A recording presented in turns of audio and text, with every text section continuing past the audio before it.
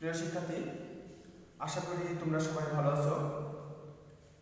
সবাইকে আবারও পড়দিয়া উচ্চ বিদ্যালয় অনলাইন ক্লাসের পক্ষ থেকে সবাইকে শুভেচ্ছা এবং স্বাগত। আমি মোহাম্মদ রায়হানুদ্দিন, সহকারী শিক্ষক ভৌতবিজ্ঞান। আমি তোমাদের সাথে গত ক্লাসে নবম দশম শ্রেণীর রসায়ন বিজ্ঞান বইয়ের 11তম অধ্যায়ের হাইড্রোকার্বন নিয়ে আলোচনা করেছিলাম।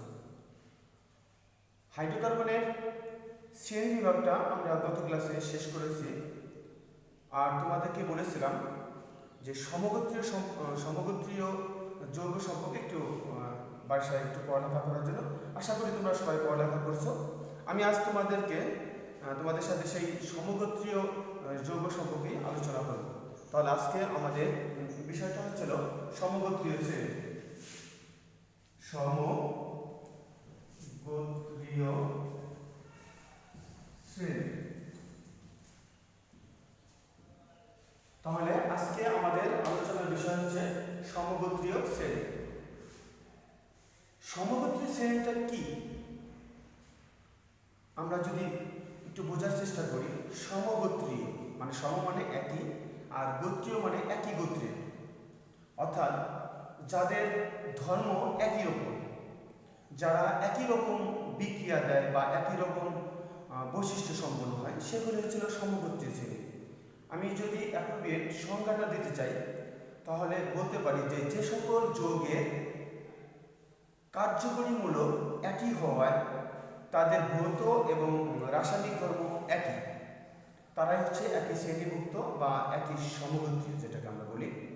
তাহলে সংখ্যাটা কীরকম, মানে যে সকল যৌগের কার্যকরীমূলক একই হওয়ায় তাদের ভৌত ও রাসায়নিক ধর্ম একই, তারাই হচ্ছে সমগোত্রীয় শ্রেণী। যেমন আমি সমগোত্রীয় শ্রেণীর সম্পর্কে যেমন একটা উদাহরণ দিতে পারি, যেমন অ্যালকেন এটা কিন্তু একটা সমগোত্রীয় শ্রেণী। যদি বলি অ্যালকেন, এটাও কিন্তু একটা অ্যালকেন, এটাও কিন্তু সমগোত্রীয় শ্রেণী। আবার অ্যালকাইন এটাও কিন্তু সমগোত্রীয় শ্রেণী। এটা খুব খেয়াল করো, এগুলো কিন্তু সমগোত্রীয় শ্রেণী। কেন সমগোত্রীয় শ্রেণী? এই যে অ্যালকেন, এর কিন্তু একটা সাধারণ সংকেত আছে, যেমন এর সাধারণ সংকেত হচ্ছে CnH2n প্লাস H2n প্লাস 2। এটা কিন্তু অ্যালকেনের একটি সাধারণ সংকেত। তদ্রূপ এই অ্যালকেনের একটা সাধারণ সংকেত আছে CnH2n H2n। আবার অ্যালকাইনের একটা সাধারণ সংকেত আছে CnH2n 2n-2। খেয়াল করো, এগুলো কিন্তু সমগোত্রীয় শ্রেণী, অর্থাৎ এই অ্যালকেন পরিবারের যত যৌগ আছে তারা এই অ্যালকেনের বৈশিষ্ট্য ধর্ম হবে। তারপর অ্যালকিন আছে, তারপর অ্যালকেন আছে। যেমন আমি উদাহরণ দিই, এইখানে যদি তুমি কার্বন সংখ্যা 1 বসাও, তাহলে কত হবে C1, অর্থাৎ C আর হচ্ছে 1 যদি বসাই 2 2 কত 4, তাহলে H4। এই যে দেখো, এটার নাম হচ্ছে মিথেন। আমরা মিথেন সম্পর্কে জানি, এটা মিথেন। আবার এইখানে যদি বসাও তাহলে কি হবে আমি এই যে কিন্তু আমি এখানে 2 বসাবো। কেন বলছি CnH2 4। দেখো, এটা কিন্তু তোমার এই অ্যালকেনের সাধারণ প্রথম প্রাথমিক সদস্য, যেটা এটার নাম হচ্ছে ইথিন। আবার এইটা যদি বসাই, যেমন C2H কত 2 2 4 4 হচ্ছে H2, এটার নাম হচ্ছে ইথাইন। তার মানে এগুলো হচ্ছে সমগোত্রীয় শ্রেণী। এদের প্রত্যেকেরই একটা কি থাকবে বলতো, প্রত্যেকের একটা নির্দিষ্ট কার্যকরী মূলক আছে। যেমন আমি একটু পরে কার্যকরী মূলক নিয়ে আলোচনা করবো, তার আগে আমরা একটু বুঝি এগুলো ছিল সমগোত্রীয় শ্রেণী। আরও কিন্তু তোমাদের বইতে সমগোত্রীয় শ্রেণী আছে, যেমন অ্যালডিহাইড আছে, তোমার ওই অ্যাসিড আছে, তারপরে তোমার হচ্ছিল ওই অ্যালকোহল আছে, এগুলো হচ্ছিল সমগোত্রীয় শ্রেণী। তাহলে আমরা মোটামুটি সমগোত্রীয় শ্রেণী সম্পর্কে একটু ধারণা পেলাম বা জানলাম। এখন আমি আসতেছি তোমাদের সাথে কার্যকরী মূলক নিয়ে আলোচনা করব। কি নিয়ে আলোচনা করব? কার্যকরী মূলক।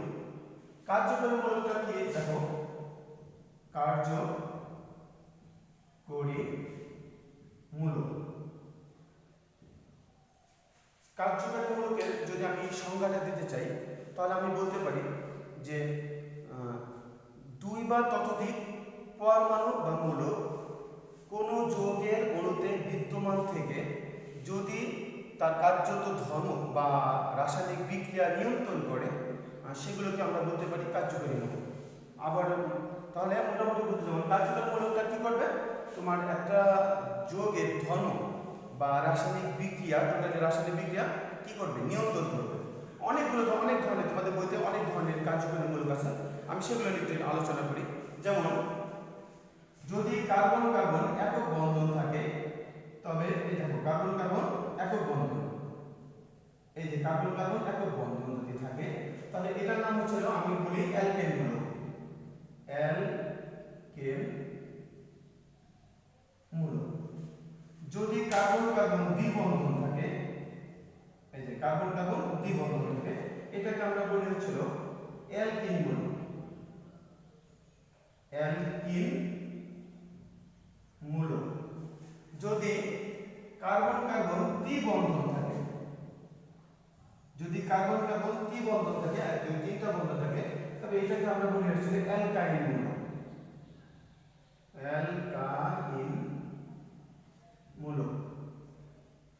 যদি দেখো যদি OH থাকে, এটা নাম হচ্ছে হাইড্রোজেন মূলক, বা আমরা যেটাকে বলি অ্যালকোহলের মূলক। দেখো হাইড্রোজেন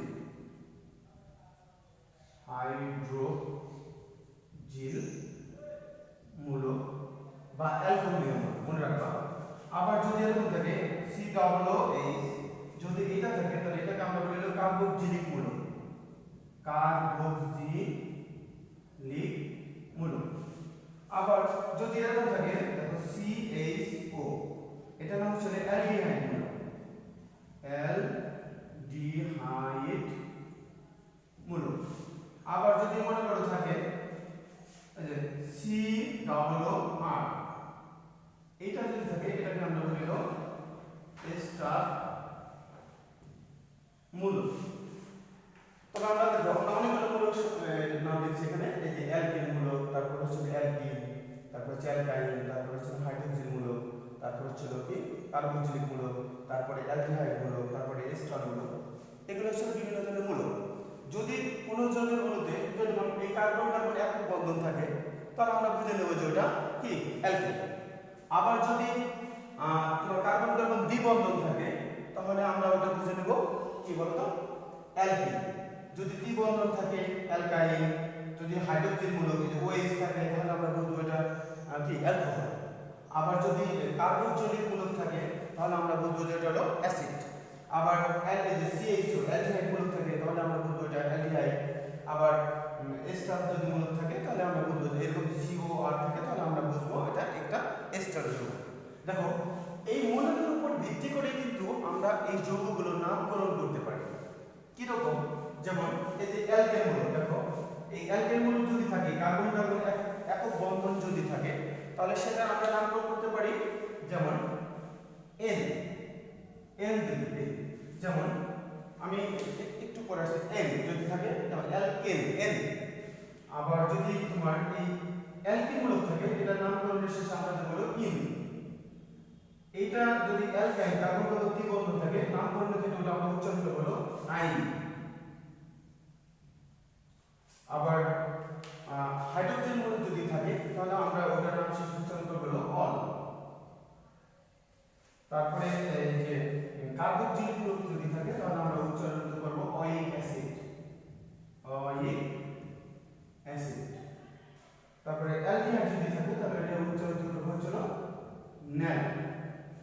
দেখো আমরা এইভাবে কি করতে পারি, তোমার এই কার্যকরী মূলকের উপর ভিত্তি করে আমরা কিন্তু ওই হাইড্রোকার্বনগুলোর নামকরণ করতে পারি।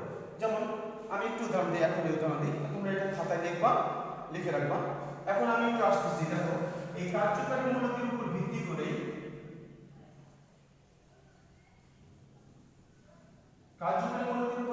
আমি তোমার যে হাইড্রোকার্বনগুলো কিভাবে নামকরণ হয় দেখাই।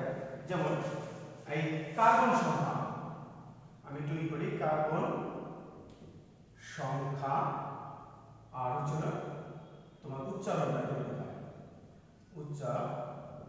দেখো যদি কার্বন সংখ্যা যদি 1 হয় তাহলে উচ্চারিত হচ্ছে লিথ, যদি 2 হয় তাহলে উচ্চারিত হলো ইথ, 3 হলে উচ্চারিত হবে হচ্ছে প্রো, 4 হলে উচ্চারিত হবে বিউট, বিউট, 5 হলে উচ্চারিত হবে পেন্ট, পেন্ট, 6 হলে উচ্চারিত হবে হেক্স, 7 হলে উচ্চারিত হবে হচ্ছিল হেপ্ট, 8 হলে উচ্চারিত হবে অক্ট, 9 হলে উচ্চারিত হবে নোন, আর 10 হলে উচ্চারিত হবে ডেক, ডেকা। খেয়াল করো আমি এই যে কিছুক্ষণ আগে কার্যকরীমূলকের কথা বললাম সেগুলোর উপর ভিত্তি করে কিন্তু এই তোমার এই কার্বন সংখ্যা আমরা নামকরণ করতে পারি। কিরকম দেখো, কার্বন সংখ্যা যদি একটা হয় আর সেটার ভিতরে যদি কার্বন কার্বন এই যে কার্বন কার্বন দেন কার্বন কার্বন একক বন্ধন থাকে তাহলে উচ্চারিত হবে হচ্ছিল মিথ যোগ এন, মিথেন। আবার ই যদি কার্বন সংখ্যা দুইটা থাকে তাহলে উচ্চারিত হবে ই যোগ এন, ইথেন। যেমন এই যে যেমন CH3 CH3 দেখো এখানে কার্বন সংখ্যা আছে কয়টা, দুইটা, আর ভিতরে একক বন্ধন আছে এইজন্য এটা অ্যালকেন। আর যদি কার্বন সংখ্যা দুইটা থাকলে উচ্চারিত হলো ইথ, আর যদি একক বন্ধন আছে তাহলে অ্যালকেন, এন উচ্চারিত হবে ইথেন। আবার যদি তোর কার্বন সংখ্যা দুইটাই আছে, যদি তাদের ভিতরে মনে করো দ্বিবন্ধন থাকে, যেমন CH2 দ্বিবন্ধন CH2, দেখো এখানে কিন্তু কার্বন সংখ্যা দুইটা আছে, একটা আর একটা, দুইটা, তাহলে দুইটা হলে উচ্চারিত হবে ইথ। আর যেহেতু দ্বিবন্ধন আছে তাহলে উচ্চারিত হবে কি ইন, ইথিন। আবার যদি ত্রিবন্ধন থাকে দেখো এখানে কিন্তু কার্বন আছে কয়টা, দুইটা, তাহলে উচ্চারিত হবে কি ইথ। আর যেহেতু ত্রিবন্ধন আছে তাহলে উচ্চারিত হবে আইন, ইথাইন। আবার এটা ধরো দেখো CH3 CH2OH, দেখো এখানে কার্বন সংখ্যা আছে কত, দুইটা, তাহলে উচ্চারিত হবে ইথ। আর এই যে বলছিলাম যে অল, তাহলে ইথানল, এরকম আর কি। তারপরে যেমন এটার ক্ষেত্রে হবে ইথানোয়িক অ্যাসিড, যেমন CH3COOH, দেখো এখানে কার্বন আছে কয়টা, দুইটা, এটা দুইটা, তাহলে ইথ। আর ওই যে ওয়াইক অ্যাসিড অর্থাৎ ইথানোয়িক অ্যাসিড। আবার ইথানল CH3CHO, দেখো কার্বন আছে কয়টা, দুইটা, তাহলে ইথ। তোমার অ্যালডিহাইড মূলক আছে এজন্য উচ্চারিত হবে নেল, ইথানেল। তার মানে দেখো আমরা যদি তিনটা থাকে তাহলে প্রোপেন, প্রোপিন, প্রোপাইন, প্রোপানল, তারপরে প্রোপানোয়িক অ্যাসিড, তারপরে প্রোপানেল। যদি চারটা থাকে তাহলে উচ্চারিত হবে কি বিউট, বিউটেন, তারপরে বিউটিন, তারপর হচ্ছে কি বিউটাইন, তারপর হচ্ছে বিউটানল, বিউটানোয়িক অ্যাসিড, তারপরে হলো কি বিউটানেল। এইভাবে আমরা কি করতে পারি, হাইড্রোকার্বনগুলো কি করতে পারি, শনাক্ত করতে পারি এবং তাদের মোটামুটি নামকরণও করতে পারি। এগুলো আমরা সবাই বোর্ডে লিখে রাখবো, আমাদের বইয়ের সাথে প্র্যাকটিস করবো, বেশি বেশি করে প্র্যাকটিস করবো, তাহলে আমাদের সবার এগুলো চর্চা হয়ে যাবে। এখন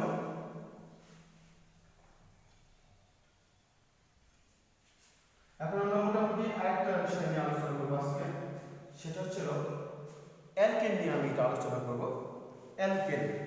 তাহলে আজকে আমি এখন আলোচনা করতেছি কি নিয়ে, অ্যালকেন।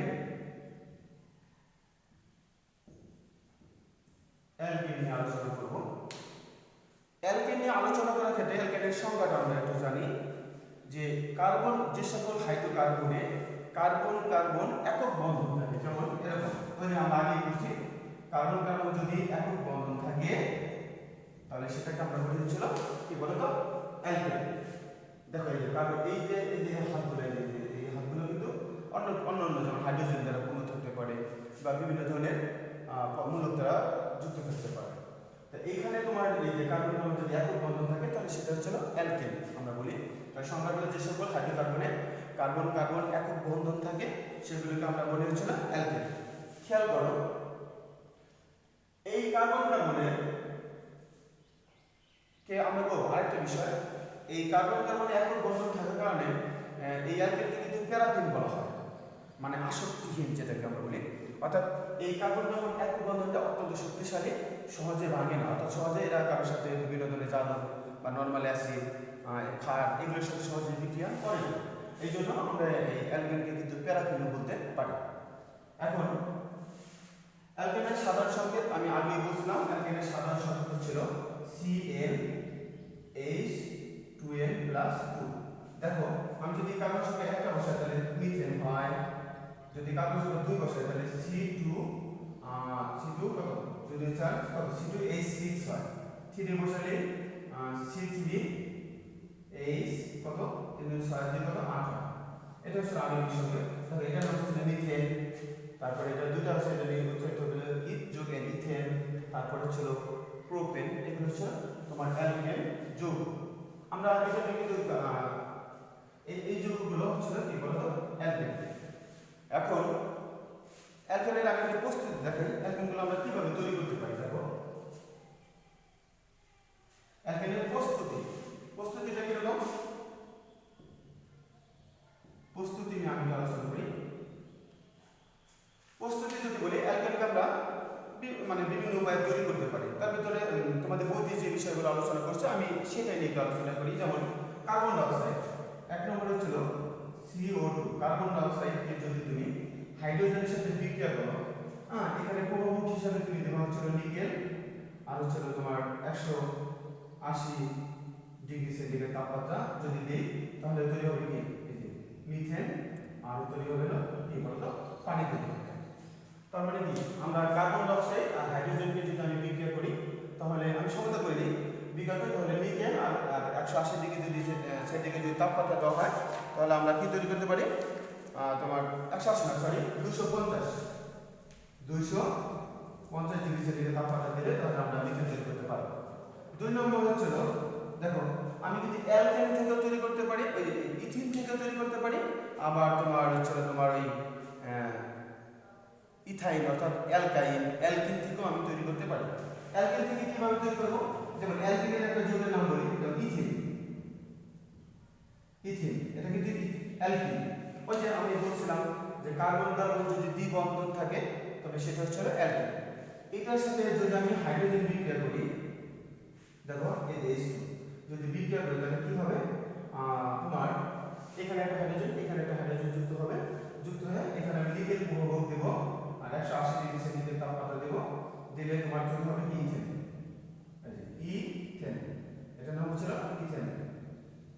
দেখো আবার 3 নম্বর আমি অ্যালকাইন থেকে তৈরি করতে পারি। যেমন অ্যালকাইনের একটা সদস্য হচ্ছে ধরো ইথাইন, এই যে কার্বন কার্বন যদি দ্বিবন্ধন থাকে তাহলে এটার নাম হচ্ছে ইথাইন।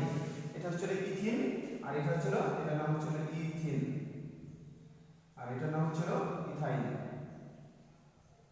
দেখো এই ইথাইনকে যদি আমি হাইড্রোজেনের সাথে বিক্রিয়া করি তাহলে তোমার এই নিকেল তারপরে 180 ডিগ্রি সেন্টিগ্রেড তাপমাত্রা দিলে তোমার এই ইথেন তৈরি হবে।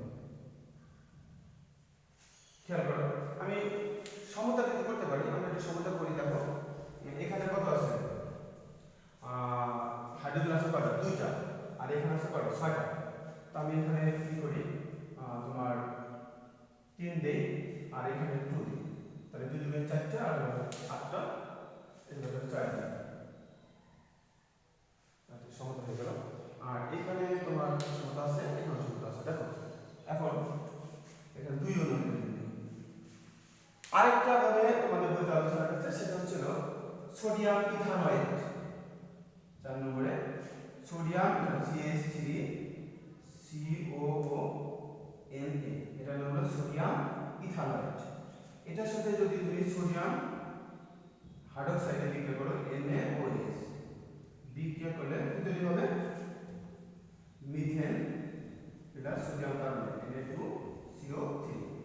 দেখো এই যে তৈরি হলো, এখানে আমি কি করতে পারি প্রভাবক হিসেবে আমি এখানে দিতে পারি ক্যালসিয়াম অক্সাইড আর তাপ দিলেই আমি দেখো সোডিয়াম ইথানয়েড সোডিয়াম হাইড্রোক্সাইডের সাথে বিক্রিয়া করব, কার উপস্থিতিতে সোডিয়াম ক্যালসিয়াম অক্সাইড এর উপস্থিতিতে তাপ দিলে এই মিথেন আর হচ্ছে সোডিয়াম কার্বনেট তৈরি হয়। এখন খেয়াল করো এই বিক্রিয়াটার নাম কিন্তু ডিকার্বক্সিলেশন বিক্রিয়া। ডিকার্বক্সিলেশন বিক্রিয়া অর্থাৎ হচ্ছিল যেখান থেকে যে কার্বন ডাই অক্সাইড কি হয় বলতো বিতাড়িত হয়। এখান থেকে এখানে CO ছিল, এখানে এই উৎপাদন কিন্তু নাই, ঠিক আছে? এই জন্য এটাকে বলা হয় ডিকার্বক্সিলেশন বিক্রিয়া। এইভাবে দেখো আমরা পারি 1 2 3 4 এই চারটা পদ্ধতিতে আমরা কি করতে পারি, তোমার অ্যালকেনের প্রস্তুতি করতে পারি। এখন আমি অ্যালকেনের ধর্ম নিয়ে আলোচনা করব। কি নিয়ে আলোচনা করব? ধর্ম। ভৌত ধর্মটা একটু ভৌত ধর্মটা নির্ভর করে কার্বন সংখ্যার উপর। যদি তোমার অ্যালকেনে কার্বন সংখ্যা 1 থেকে 4 এর মধ্যে থাকে তাহলে বুঝবা যে এটা গ্যাস। আর যদি 5 থেকে 15 পর্যন্ত থাকে, কত 1 থেকে 4 পর্যন্ত যদি থাকে কার্বন সংখ্যা তাহলে এটা হলো গ্যাস। আর যদি 5 থেকে 15 পর্যন্ত কার্বন সংখ্যা থাকে তাহলে বুঝবা এটা হলো তরল। আর 16 থেকে বেশি যদি হয় তাহলে এটা হলো কি বলতো কঠিন। তাহলে এটা আসলে কি অ্যালকেনের ভৌত ধর্ম। আর রাসায়নিক ধর্ম নিয়ে আমি একটু আলোচনা করব। রাসায়নিক ধর্মটা কিরকম? তোমাদের বইয়ে রাসায়নিক ধর্ম দুইটা বিক্রিয়া দেওয়া আছে। একটা হচ্ছে তোমার ওই কোলোনিনের সাথে বিক্রিয়া আছে, আর একটা হচ্ছে তোমার অক্সিজেনের সাথে বিক্রিয়া। আমি কোলোনিনের সাথে বিক্রিয়াটা কিভাবে আমি একটু দেখাই। দেখো, যেমন অ্যালকেনের একটা সদস্য নাম হচ্ছে মিথেন। মিথেন রাসায়নিক ধর্ম নিয়ে আলোচনা করতেছি। এখন আমি দেখি রাসায়নিক ধর্ম। মিথেন, মিথেনের সাথে কিভাবে বিক্রিয়া করে কে? ক্লোরিন। মিথেনের সাথে ক্লোরিন বিক্রিয়া করে Cl2। আমি এখানে UV দিই, UV এটা দ্বারা বোঝানো আল্ট্রাভায়োলেট রশ্মি। দেখো খেয়াল করো, মিথেনের সাথে ক্লোরিন বিক্রিয়া করে। আমি বিক্রিয়াকে একটু ভেঙে দেই, একটু বোঝাই দিই। দেখো এই ক্লোরিনের বন্ধনটা Cl ক্লোরিন করে একক বন্ধন। আর এখানে আমি যদি এরকম দেই CH3, এখানে একটা হাইড্রোজেন দেখো, তাহলে এই হাইড্রোজেনটা এই হাইড্রোজেনটা এই ক্লোরিনের সাথে বিক্রিয়া করবে, এরকম হয়ে যাবে, চলে যাবে কি HCl তৈরি করবে। আর এই ক্লোরিনটা এসে এইখানে এসে যুক্ত হবে, যুক্ত হয়ে কি তৈরি হবে? CH3Cl plus HCl, hydrochloric acid. দেখো কি হলো, এই যখন এই হাইড্রোজেন এখান থেকে চলে গেল তখন কিন্তু হাইড্রোজেন একা চলে গেল প্লাস। আর এই দেখো এই ক্লোরিনটা এই বন্ধনটাকে ওরাই দিচ্ছে, তারপর মাইনাস। এই ক্লোরিন আর হাইড্রোজেন যুক্ত HCl, আর এইখানে ক্লোরিনটা এসে এইখানে এসে যুক্ত হচ্ছে, তাহলে এটা নাম ছিল ক্লোরোমিথেন বা মিথাইল ক্লোরাইড, যেটা আমরা বলি ক্লোরোমিথেন। দেখো এই ক্লোরোমিথেনটা আবার বিক্রিয়া করবে। আমরা একটু ভেঙে দেখলাম, CH3 ছিল, CH2 দিয়ে এই দিলাম, আর এই ক্লোরিনের সাথে আবার বিক্রিয়া করতে হবে। আবার কি দেবে? UV আল্ট্রাভায়োলেট রশ্মি। দেন আবার এই হাইড্রোজেনটা এইখানে এসে যুক্ত হবে, আর এই ক্লোরিনটা এসে এইখানে যুক্ত হবে। দেখো তাহলে CH2 আর এই 2 হয়েছে, এখানে তো কি ছিল? CH2Cl ছিল এখানে। দেখো এখানে CH2Cl চলে গেল, আর এখানে চলে গেল HCl। দেখো এটা নাম ছিল ডাইক্লোরোমিথেন। ওই যে দুইটা যদি থাকে উচ্চারিত হবে ডাই, তিনটা হলে ট্রাই, চারটা হলে টেট্রা, এরকম। এইটা আবার পুনরায় বিক্রিয়া করবে। দেখো CH2Cl2, আমরা আবার এটাকে একটু ভেঙে দিয়ে আমরা এইটাকে তৈরি করি প্লাস HC প্লাস ক্লোরিন বিক্রিয়া করবে। এটা আবার একই রকম ভাবে এইভাবে এই হাইড্রোজেন আর এই ক্লোরিন যাবে, তবে এখানে চলবে CHCl3 প্লাস HCl। এটা নাম ছিল ট্রাইক্লোরোমিথেন। এটা নাম ছিল ট্রাইক্লোরোমিথেন। এটাকে আমরা আরেক নাম আছে, এটার নাম হচ্ছে ক্লোরোফর্ম। ক্লোরোফর্ম বা ট্রাইক্লোরোমিথেন, ক্লোরোফর্ম।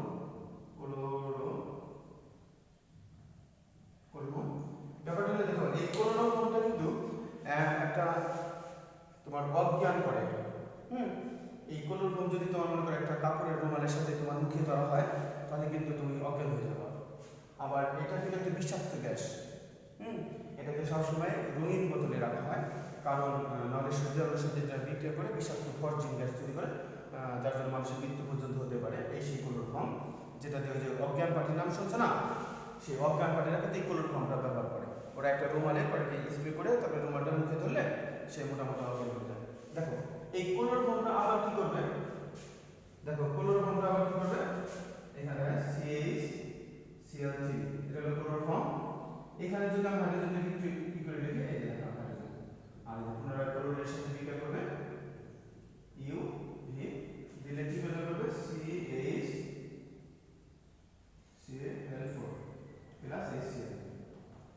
দেখো এইখানে এটার নাম ছিল টেট্রাক্লোরোমিথেন বা কার্বন ট্রাইক্লোরাইড। টেট্রাক্লোরোমিথেন অথবা কার্বন টেট্রাক্লোরাইড, টেট্রাক্লোরোমিথেন অথবা কার্বন টেট্রাক্লোরাইড একটা জৈব দ্রাবক হিসেবে আমরা এই কার্বন টেট্রাক্লোরাইডকে ব্যবহার করতে পারি। দেখো তাহলে আমরা মোটামুটি আজকে এই অ্যালকেনের উপস্থিতি এবং এর যে একটা রাসায়নিক বিক্রিয়া আলোচনা করলাম। আরেকটা বিক্রিয়া ছিল যেমন এটা মনে রাখবা, যেমন মিথেন। মিথেন অক্সিজেন, তো মিথেন মানে কি, এটা অ্যালকেন। এটা যদি অক্সিজেনের সাথে দহন করা হয় তাহলে এটা কি তৈরি করবে, কার্বন ডাই অক্সাইড প্লাস পানি প্লাস তাপ। সমস্ত হাইড্রোকার্বনই সাধারণত সমস্ত হাইড্রোকার্বনই সাধারণত অক্সিজেনের সাথে যদি দহন করা হয়, সমস্ত হাইড্রোকার্বনকে যদি অক্সিজেনের সাথে দহন করা হয় তাহলে এই কার্বন ডাই অক্সাইড জলীয় বাষ্প আর হচ্ছে কি তাপ, প্রচুর পরিমাণে তাপ উৎপন্ন হবে। তাহলে আজকে মোটামুটি আমরা সমগোত্র শ্রেণী, কার্যকারীমূলক এবং অ্যালকেনের ভৌত ধর্ম এবং রাসায়নিক ধর্ম নিয়ে আলোচনা করলাম। আগামী ক্লাসে আমরা অ্যালকেন এবং অ্যালকাইনের ভৌত ধর্ম ও রাসায়নিক ধর্ম নিয়ে আলোচনা করব। তোমরা ওগুলো বাড়িতে একটু অনুশীলন করবা এবং যাতে তোমাদের বাড়িতে অনুশীলন করলে কি হবে, তোমাদের এই আমার ক্লাসগুলো বুঝতে সুবিধা হবে। তো আজকের মতো এখানে, ভালো থাকো, সুস্থ থাকো, সবাইকে ধন্যবাদ।